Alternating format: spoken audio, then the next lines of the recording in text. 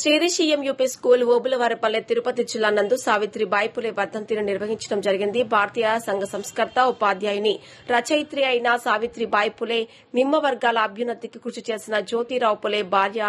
కులమత భేదాలకు అతీతంగా సమాజాన్ని ప్రేమించిన ప్రేమ స్వరూపిణి. ఆధునిక విద్య ద్వారానే శ్రీ విముక్తి సాధ్యపడుతుందని నమ్మిన ఆమె తన భర్తతో కలిసి 1848లో జనవరి 1న పూణేలో మొట్టమొదటి బాలికల పాఠశాలను స్థాపించింది.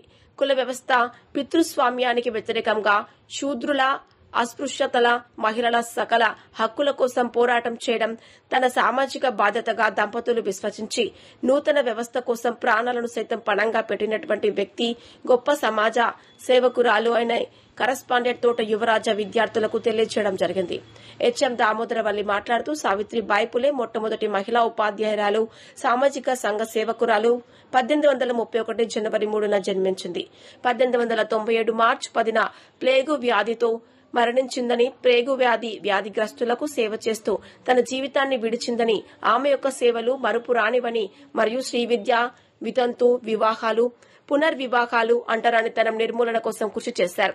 ఆమె భర్త జ్యోతిరావు పులే ఎన్నో సేవా కార్యక్రమాలు చేసి చివరికి 1897 మార్చి 30న చనిపోవడం జరిగింది. అటువంటి గొప్ప సంఘ సేవాకర్త అయిన ఆమె పేరుతో 1998లో భారత ప్రభుత్వం తపాలా బిళ్లలను విడుదల చేసింది. దానిపై ఆమె బొమ్మను ముద్రించడం జరిగింది. తదనంతరం ఉపాధ్యాయులు ఆమె చిత్రపటానికి పూలమాలలు వేసి నివాళులర్పించడం జరిగింది.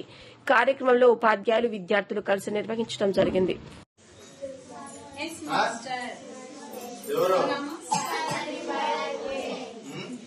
సావిత్రిబాయి పూలే ఏం చేసిందామా?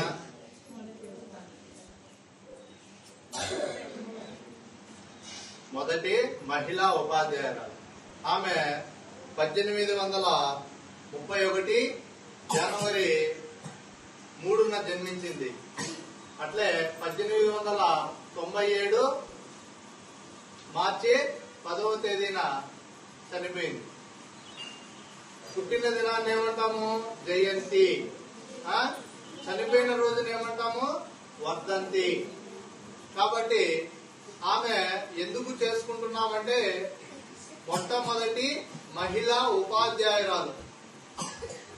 అంతేకాకుండా ఆమె సామాజిక సేవ చేసినటువంటి మహిళ. వాళ్ళ భర్తతో కలిసి సావిత్రిబాయి పూలే, వాళ్ళ భర్త పేరు జ్యోతిరావు పూలే, ఆయనతో కలిసి 1848లో బాలికలకు ప్రత్యేకమైనటువంటి పాఠశాలను కూడా ప్రారంభించినారు. అట్లే అంటరానితనము రూపుమాపినారు. సమాజంలో ఉండేటటువంటి అస్పృశ్యతను, కుల వ్యవస్థ, అంటరానితనాన్ని మొత్తము కూడా ఆమె నిర్మూలించింది. అట్లే వితంతువులకు వివాహాలు చేయడము, తర్వాత బాల్య వివాహాలను నిరోధించడము, ఇటువంటి అన్ని కూడా సావిత్రిబాయి పూలే చేసింది. ఆమె అట్లే పూణేలో ప్లేగు వ్యాధి అనేటటువంటి వ్యాధి వచ్చినప్పుడు వాళ్ళకి సేవ కూడా చేసింది. ఆ సేవ చేస్తూ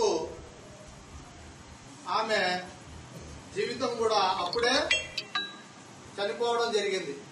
కాబట్టి అన్ని గొప్ప పనులు చేసినందువల్ల ఆమె వర్ధంతిని, ఆమె గొప్ప మహిళగా సమాజంలో పేరు తెచ్చుకునింది.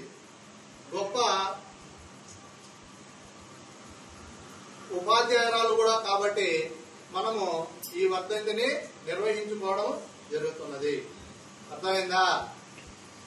కాబట్టి ప్రతి ఒక్కరూ కూడా మంచి పనులు చేసి బాగా అభివృద్ధి చెందాలి.